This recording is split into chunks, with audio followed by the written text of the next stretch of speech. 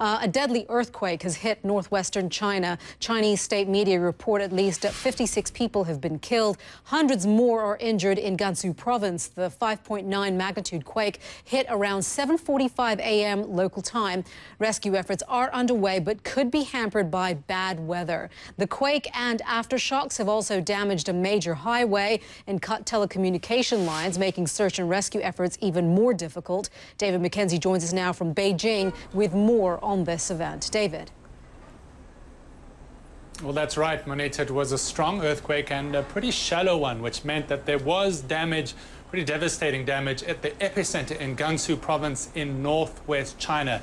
The initial quake hit at around 7:45 a.m. as you described, then several powerful aftershocks, which could have been earthquakes really in their own right in terms of their power. Wasn't the strongest earthquake we've seen in China in recent years, but certainly shocking to the residents there, people fleeing out of their businesses, out of their homes when the quake struck.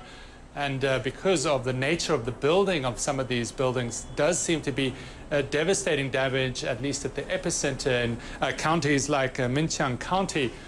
Several large buildings collapsed, as well as small houses that people would have escaped from very quickly. Rescue efforts are underway. A large number of police, military have been mobilized, according to state media, as well as the Red Cross, which is going from that area and deploying from Beijing and other major centers. Moneta?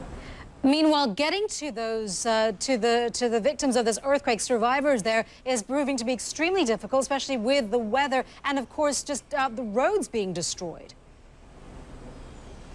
Well, this area has seen significant rains in recent weeks. That will hamper both the rescue effort and potentially make the chance of residual tragedies higher if there are landslides or mudslides or the like. There is potential for high rains in that area going into the evening local time.